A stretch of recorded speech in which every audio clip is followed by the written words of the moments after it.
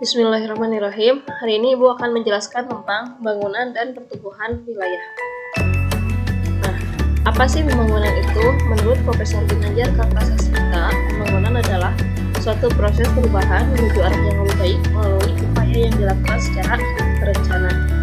Nah, sedangkan pertumbuhan wilayah adalah laju pertumbuhan ekonomi suatu wilayah dalam kurun waktu tertentu. Pertumbuhan wilayah dimanifestasikan pada sejumlah pusat pertumbuhan, gitu ya. Jadi pertumbuhan wilayah mah lebih ke pertumbuhan ekonominya, kalau pembangunan mah itu ada mencakup banyak hal dan dilakukan secara terencana. Nah, ada teori lokasi sebagai dasar perlunya pembangunan wilayah. Pertama adalah teori tempat sentral atau central place theory. Dikemukakan oleh Walter Christaller. Jadi teori tempat sentral merupakan lokasi yang senantiasa melayani berbagai kebutuhan penduduk dan terletak pada suatu tempat yang pusat. Konsep dasarnya apa? Ada range dan threshold. Kalau range itu jarak yang harus ditempuh seseorang untuk mendapatkan barang kebutuhannya, sedangkan threshold ialah jumlah populasi penduduk minimum yang dibutuhkan agar persediaan barang dan jasa dapat berjalan secara lancar dan seimbang.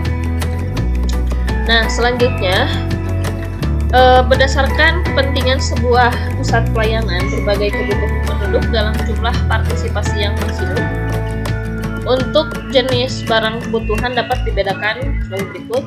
Ada threshold tinggi dan ada threshold rendah. Kalau threshold tinggi itu barang kebutuhan yang memiliki resiko kerugian besar karena jenis barang atau jasa yang dijual adalah barang mewah, gitu ya. Maka threshold tinggi ini dia ditempatkannya di kota. Contohnya seperti apa? Seperti penjualan mobil, penjualan barang elektronik. Lalu yang kedua, thresholdnya rendah, itu resikonya kecil atau tidak memerlukan konsumen terlalu banyak. Contohnya seperti penjual sayuran, gitu ya, kelontongan. Gitu. Nah, ini biasanya lokasi penjualannya dapat ditempatkan sampai pada kota-kota atau wilayah kecil, gitu. Jadi di desa pun ada, gitu kan, toko ya sayuran kebutuhan sehari-hari seperti itu.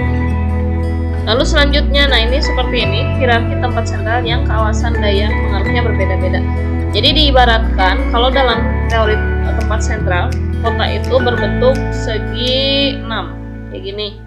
Nah, ini ibu kota negara ibaratnya teh. Nah, ini ibu kota provinsi, ini ibu kota kabupaten.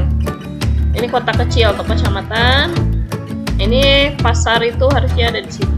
Yang mana tuh? Nah, ini nih, ini pasar. Nah, tempat sentral ini dibagi menjadi 3 hierarki. Pertama ada hierarki 3, merupakan pusat pelayanan berupa pasar. Nah, ini pusat pelayanan berupa pasar. Hierarki 3 itu maksudnya gimana? Di sini ada 6 wilayah yang dipengaruhi. 1, 2, 3, 4, 5, 6. 1/3 kali 6 ditambah 1 wilayah yang utuh. Itu hierarki 3 kayak gitu.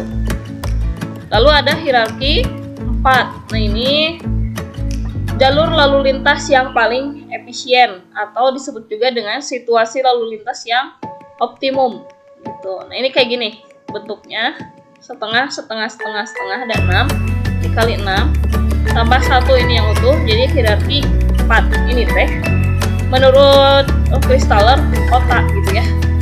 Ini jadi lalu lintas yang efisien kayak gini, kayak gitu.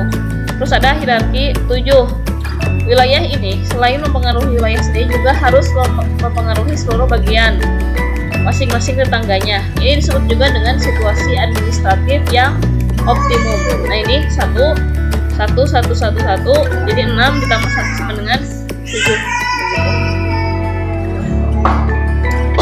Selanjutnya ada teori pertumbuhan. Teori pertumbuhan atau growth pulse theory ini dikemukakan oleh Perrow tahun 55. Teori ini menyatakan bahwa pembangunan kota atau wilayah bukanlah merupakan suatu proses yang terjadi secara serentak, tapi muncul di tempat tertentu dengan kecepatan dan intensitas yang berbeda-beda gitu. Jadi menurut Perrow, pembangunan ini beda-beda setiap wilayahnya gitu. Kecepatannya pun beda gitu. gitu. Jadi bukan proses yang terjadi secara serentak. Lalu selanjutnya ada teori legacy industri dikemukakan oleh Alfred Weber. Nah, ini berpendapat bahwa prinsip minimalisasi biaya menjadi dasar pemilihan lokasi industri. Menurut dia, ada dua faktor utama penentu lokasi industri. Pertama adalah faktor regional dan kedua adalah faktor aglomerasi. Maksudnya adalah faktor regional, yaitu biaya produksi itu tergantung pada tempat gitu. Nah, makanya kenapa industri berada di tempat dengan biaya produksi rendah agar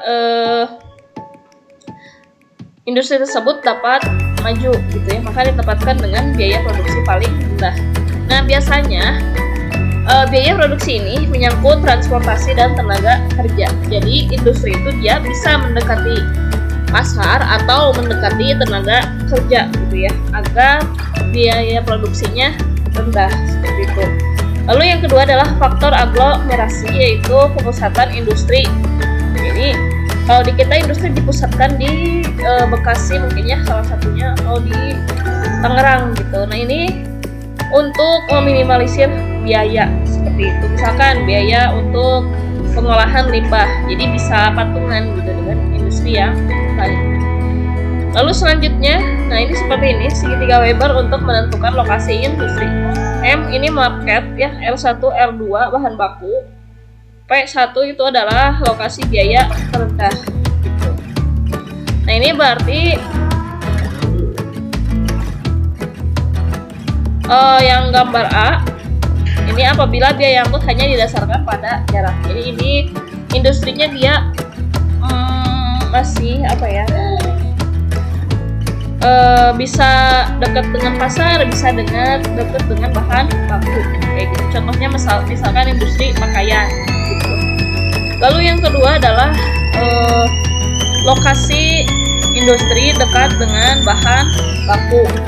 Ini biasanya bahan bakunya yang susutnya banyak, jadi banyak yang gak kepake bahan bakunya. Contohnya seperti industri semen, jadi industrinya mendekati dengan bahan baku gitu, industri semen. Lalu yang ketiga adalah industrinya mendekati pasar. Contohnya seperti apa? Contohnya seperti pabrik roti, itu kan gampang kadaluarsa ya, roti, Yakult, makanan pokoknya mah. Nah, itu dia mendekati pasar kayak gitu ya. Ini contohnya yang A adalah contohnya pabrik pakaian, tekstil. Yang B contohnya seperti industri semen atau barang tambang. Yang C contohnya industri makanan seperti itu. Lalu selanjutnya ada teori lokasi pertanian. Ya, menurut Kontunan, dia menghubungkan konsep ekonomi dengan lokasi secara spasial. Jadi menurut Kontunan, tinggi rendahnya sewa tanah menjadi penentu utama pemilihan lokasi atau penggunaan tanah. Biasanya sewa tanah dekat dengan kota itu lebih mahal dibanding dengan jauh dari kota. Kenapa? Karena kalau dekat dengan kota biaya sewanya rendah kayak gitu. Biaya sewa yang maksudnya biaya untuk pengirimannya rendah. Kenapa? Karena untuk menjual hasil pertaniannya dari desa itu harus ke kota. Jika lokasinya jauh, maka semakin tinggi biaya transportasi serta resiko kerusakan seperti itu. Jadi kalau misalnya lokasinya jauh dari kota, itu resiko itu memang biaya sewa tanahnya rendah, tapi resiko rusaknya tinggi. Tapi kalau misalnya nyawanya dekat dengan kota, biaya sewa tanahnya tinggi, tapi transportasi dan risiko kerusakannya itu rendah. Seperti itu. Itu menurut teori lokasi pertanian. Lalu selanjutnya adalah teori kutub pembangunan. Dikemukakan oleh Boudeville. Menurutnya, tata ruang ekonomi tidak dapat dipisahkan dari tata ruang geografis. Kayak gitu. Boudeville mendefinisikan kutub pembangunan sebagai pusat industri yang menciptakan kemakmuran dan pasar untuk wilayah satelit mereka. Menurutnya, serangkaian industri yang berkembang di daerah perkotaan dapat mendorong perkembangan kegiatan ekonomi di seluruh zona pengaruhnya. Kayak gitu. Jadi menurut dia, industri itu dapat mendorong perkembangan kegiatan ekonomi. Kayak gitu. Contohnya seperti di Garut itu di Changsin ya. Seperti kita ketahui, Changsin itu merupakan industri sepatu. Nah, jelek gue di sana. Ternyata muncullah toko-toko, muncullah perumahan gitulah. Muncullah kontrakan-kontrakan gitu. Muncullah banyak pedagang-pedagang kayak gitu. Jadi ada kegiatan perkembangan kegiatan ekonomi. Lalu selanjutnya adalah konsep-konsep pembangunan wilayah. Menurut Bappenas, konsep pembangunan wilayah ada antara lain pertama berbasis karakter sumber daya, lalu kedua berbasis penataan ruang, ketiga pengembangan wilayah terpadu yang menekankan kerjasama antar sektor untuk meningkatkan kesejahteraan masyarakat. Lalu yang keempat, konsep pengembangan wilayah berdasarkan klaster. Ini mengacu pada konsentrasi dari kelompok kerja sama bisnis atau unit usaha dan lembaga. Mereka itu bersaing tapi saling bergantung, seperti itu ya industrinya dalam bidang aspek unggulan tertentu. Lalu selanjutnya adalah bagaimana sih faktor penentu pembangunan wilayah? Ada 4. Pertama, besarnya kesempatan kerja yang ada di daerah tersebut. Semakin besar kesempatan kerja, maka pembangunan wilayah akan semakin maju. Lalu basis pembangunan daerah ini misalkan didasarkan pada sumber daya. Maka yang dibangun adalah sumber dayanya. Lalu yang ketiga adalah aset lokasi berupa keunggulan kompetitif daerah atas dasar kualitas lingkungan, dan terakhir adalah sumber daya pengetahuan sebagai dasar pendorong SDM-nya ya. Nah, selanjutnya faktor geografi apa saja yang digunakan untuk mempertimbangkan pembangunan wilayah?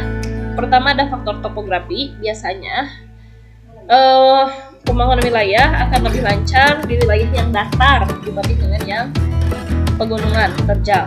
Lalu kedua, faktor klimatologi ini juga berpengaruh, cuaca dan iklim. Kenapa? Karena cuaca dan iklim yang nyaman gitu ya, tidak terlalu dingin dan tidak terlalu panas, itu wilayahnya lebih maju dibanding dengan yang cuacanya ekstrim. Lalu ada faktor hidrografi, yaitu sumber daya air. Nah ini mempengaruhi ketersediaan air. Kenapa? Karena ketika wilayah itu dibangun, maka akan semakin banyak penduduk dan membutuhkan banyak sumber daya air. Lalu ada faktor sumber daya hayati, ini kehidupannya, dan terakhir adalah faktor demografi atau SDM. SDM-nya dia berkualitas atau enggak gitu. Semakin berkualitas pendidikannya atau pengetahuannya bagus, itu pembangunan wilayahnya akan semakin maju. Aspek utama pembangunan wilayah menurut Hoover dan Gerald tadi ada 3 aspek ya. Pertama, terdapat fakta bahwa faktor produksi seperti bahan dasar, biaya transportasi, pasar itu tidak bisa berpindah secara bebas gitu ya. Lalu yang kedua, setiap kegiatan usaha cenderung melakukan pemusatan kegiatan ekonomi atau aglomerasi industri. Untuk tujuannya adalah mengurangi biaya produksi. Lalu yang ketiga, distribusi barang dan jasa antar wilayah tidak mungkin terjadi secara sempurna. Kenapa? Karena besarnya biaya transportasi. Itu ya 3. Pertama, bahwa faktor produksi, bahan dasar, dan transportasi dan pasar tidak bisa berpindah secara bebas. Lalu yang kedua, kegiatan manusia cenderung melakukan aglomerasi industri. Lalu yang ketiga, distribusi barang dan jasa antar wilayah juga tidak mungkin terjadi secara sempurna. Apa sih tujuan dari pembangunan wilayah? Menurut Bagja Mulyariati, tujuannya adalah pertama, membentuk institusi baru yang mendukung perekonomian daerah, mengembangkan industri alternatif, meningkatkan kapasitas pekerja, mencari pasar, ada transfer teknologi, dan membuka peluang investasi. Jadi sebetulnya tujuan pembangunan itu hal yang bagus gitu. Pada dasarnya itu untuk mengembangkan wilayah tersebut. Ini seperti itu ya. Selanjutnya ada wilayah pembangunan Indonesia. Menurut rancangan awal RPJMN 2015-2019, prioritas utama pembangunan difokuskan untuk mempercepat pengurangan kesenjangan pembangunan antar wilayah. Terdapat 7 wilayah WPI ya. Pertama adalah WPI pembangunan wilayah Pulau Sumatera. Ini dikembangkan ke hilirisasi komoditas batubara, industri berbasis komoditas kelapa sawit, karet, timah, bauksit dan kaolin. Lalu Pulau Jawa dan Bali ini lumbung pangan nasional, industri otomotif, makanan dan minuman, tekstil, alutsista, gitu. Juga sebagai pintu gerbang destinasi wisata dan ekonomi kreatif. Lalu Pulau Kalimantan sebagai paru-paru dunia, lumbung energi nasional, pengembangan industri kelapa sawit, karet, bauksit, biji besi, gas, dan alam cair, serta pengembangan food estate. Lalu ada Pulau Sulawesi, ini yaitu untuk pengembangan industri berbasis kakao, padi, jagung, dan pengembangan industri berbasis rotan, aspal, nikel, dan biji besi. Lalu selanjutnya ada Kepulauan Nusa Tenggara. Ini merupakan gerbang wisata melalui pengembangan MICE, Meeting, Incentive, Convention, Exhibition. Lalu selanjutnya ada Kepulauan Maluku. Ini produsen makanan laut dan lumbung ikan nasional. Lalu ada Pulau Papua, yaitu pengembangan industri berbasis komoditas padi, jagung, kedelai, kacang tanah, sagu, ubi, sayur, dan buah-buahan, serta pengembangan peternakan dan tanaman non-pangan. Dan juga merupakan pengembangan pariwisata dan pengembangan industri minyak, gas bumi, dan tembaga. Seperti itu. Jadi per pulau ya. Nah, adapun membahas pembangunan wilayah, itu ada yang namanya pembangunan wilayah berkelanjutan. Apa itu pembangunan wilayah berkelanjutan? Pada tahun 87, Komisi Lingkungan dan Pembangunan Dunia, World Commission on Environment and Development memperkenalkan istilah pembangunan berkelanjutan atau Sustainable Development.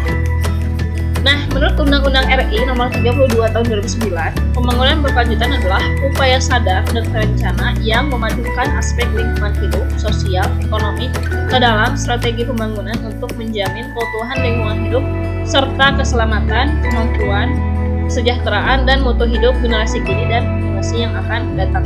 Jadi kesimpulannya adalah pembangunan berkelanjutan itu pembangunan hari ini tapi tetap harus memperhatikan nanti kehidupan untuk generasi masa yang akan datang, seperti itu. Pada September 2015, PBB menetapkan tujuan pembangunan berkelanjutan atau SDGs (Sustainable Development Goals) dengan melibatkan 194 negara anggota PBB, komunitas sipil, dan pelaku ekonomi. Apa saja? Nah, ini ada 17 goals to transform our world.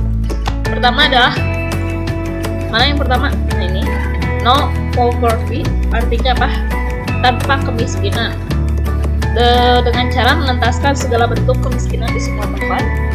Zero hunger, no kelaparan. Tidak ada yang kelaparan, yaitu dengan cara mencapai ketahanan pangan dan perbaikan nutrisi serta menggalakkan pertanian yang berkelanjutan. Lalu yang kedua, good health and well-being, kehidupan sehat dan sejahtera dengan cara menggalakkan hidup sehat dan mendukung kesejahteraan untuk semua usia. Lalu 4, quality education, pendidikan yang berkualitas dengan cara mendorong kesempatan belajar seumur hidup untuk semua orang gitu, dan memastikan pendidikan berkualitas yang layak dan inklusif. Kelima, gender equality, kesetaraan gender, mencapai kesetaraan gender dan pemberdayaan perempuan. Lalu yang keenam, clean water and sanitation, pengadaan air bersih dan sanitasi yang layak untuk semua. Lalu ketujuh, affordable and clean energy, energi bersih dan terjangkau. Lalu kedelapan, decent work and economic growth, yaitu pekerjaan layak dan pertumbuhan ekonomi dengan cara mempromosikan pertumbuhan ekonomi berkelanjutan gitu ya. Jaminannya adalah pekerjaan atau lapangan pekerjaan itu harus ada. Lalu kesembilan, industri innovation dan infrastruktur, membangun infrastruktur yang kuat, industri dan inovasi. 10, reduce inequalities, mengurangi kesenjangan di antara negara-negara. 11 sustainable cities and community, membuat perkotaan yang aman, kuat, dan berkelanjutan. 12 responsible consumption and production, memastikan pola konsumsi dan produksi yang berkelanjutan. Lalu ke-13 climate action, yaitu kita harus ada kebijakan untuk melawan perubahan iklim dan dampaknya. 14 life below water, perlindungan ekosistem laut. 15 life on land, yaitu pengelolaan ekosistem darat, ini juga harus berkelanjutan. 16 peace, justice, and strong institution, mencapai perdamaian, keadilan, dan kelembagaan dengan cara mendorong masyarakat secara adil dan damai. 17 partnership for the goals, mencapai menghidupkan kembali kemitraan global dengan pembangunan berkelanjutan. Jadi ini kemitraannya secara global. Nah itu 17 tujuan pembangunan berkelanjutan. Nah, cirinya apa? Pertama, menjamin pemerataan dan keadilan, menghargai keanekaragaman hayati, menggunakan pendekatan integratif, dan menggunakan pandangan jangka panjang. Jadi pembangunan wilayah berkelanjutan itu dia harus memperhatikan masa yang akan datang. Oke, untuk pembangunan wilayah Ibu cukupkan sekian. Nanti kita akan lanjut ke pertumbuhan wilayah. Ya. Assalamualaikum warahmatullahi wabarakatuh.